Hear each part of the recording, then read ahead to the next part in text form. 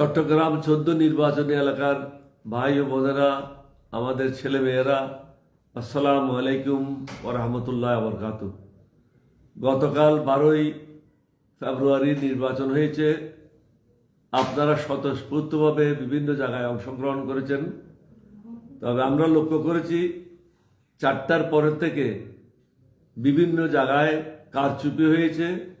বিশেষ করে 3টে জায়গায়, হাশিমপুর তরুণ সংঘ স্কুল, হাশিমপুর বড়পাড়া সরকারি primary school, Dohazari Abdur Rahman high স্কুলে 4:30টার পরে অপরিচিত কয়েক শত লোক প্রবেশ করে তারা জোরপূর্বক, হয়তো ওখানে যারা প্রিসাইডিং পুলিং ছিল তাদের সাথে পূর্ব পরিকল্পিত ছিল এভাবে কাজ করার জন্য, তারা অনেকগুলি ব্যালট পেপার সেখানে ঢুকিয়ে দিয়েছে।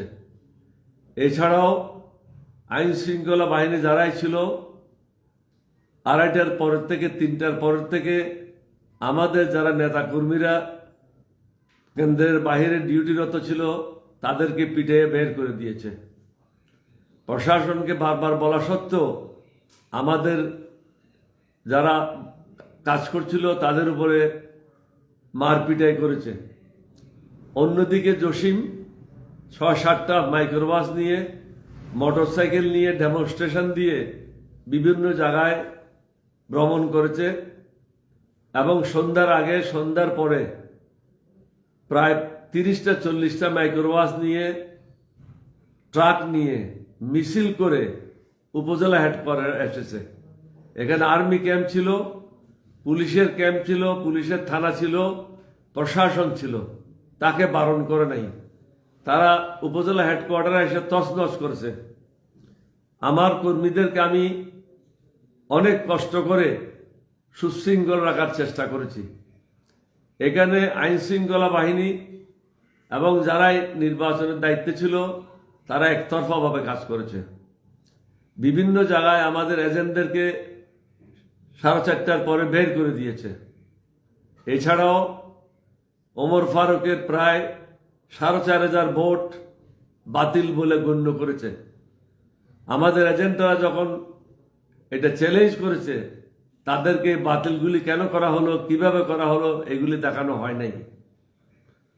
আমি আপনাদেরকে এটাই বলবো, সম্পূর্ণ পরিকল্পিতভাবে ওমর ফারুককে পরাজিত করার জন্য ব্যবস্থা গ্রহণ করেছে।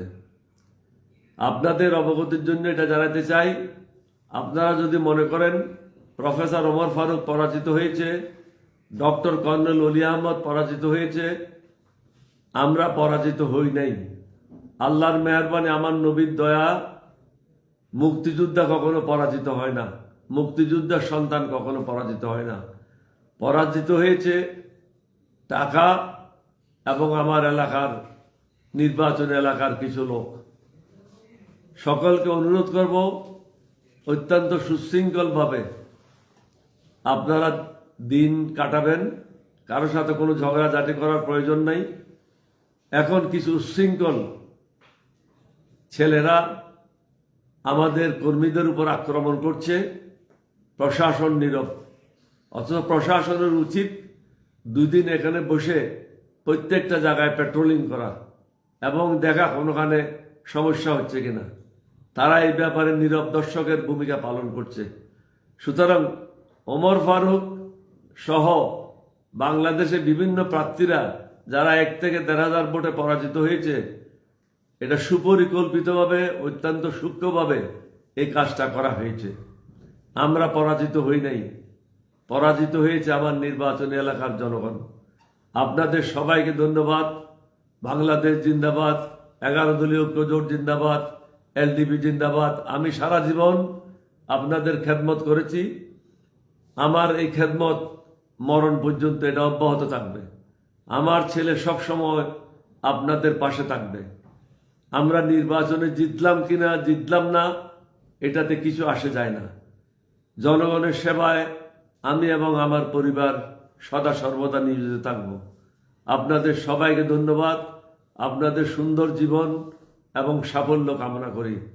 সবাইকে বলবো, শৃঙ্খলতা পরিহার করুন, দেশের স্বাধীনতা সার্বভৌমত্ব রক্ষার জন্য প্রস্তুত থাকুন। আসসালামু আলাইকুম ওয়া রাহমাতুল্লাহি ওয়া বারাকাতুহু।